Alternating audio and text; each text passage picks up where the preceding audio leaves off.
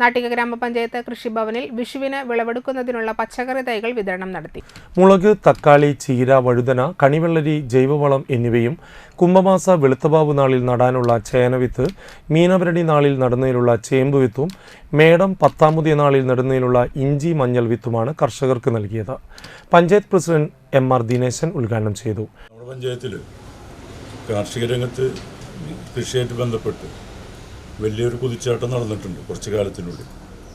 അതൊന്നും കൂടി വിപുലീകരിക്കാനും ജനങ്ങൾ മൊത്തം അവരുടെ ആവശ്യങ്ങൾക്ക് വേണ്ടിയിട്ട് കൃഷി നടത്തി വിഷരഹിതമായിട്ടുള്ള പച്ചക്കറികൾ ഉൽപ്പാദിപ്പിച്ചിട്ട് അത് ഒരു വിപുലമായിട്ടുള്ള സംവിധാനമാക്കി മാറ്റാൻ നമ്മൾ ആദ്യമേ പറയുന്നതാണ്. നാട്ടിക ഗ്രാമപഞ്ചായത്ത് വൈസ് പ്രസിഡന്റ് രജനി ബാബു അധ്യക്ഷയായി. വാർഡ് മെമ്പർമാരായ സുരേഷ് ഇയാനി, CS മണികണ്ഠൻ, കൃഷി ഓഫീസർ NV ശുഭ, കൃഷി അസിസ്റ്റന്റ് KR ജിതിൻ, കർഷകൻ പ്രശാന്ത് ചെമ്പിപ്പറമ്പിൽ, വനിതാ കർഷകർ, കൃഷി അസിസ്റ്റന്റുമാരായ KM ദിവ്യ, TR സ്നിഗ്ധ എന്നിവർ പങ്കെടുത്തു.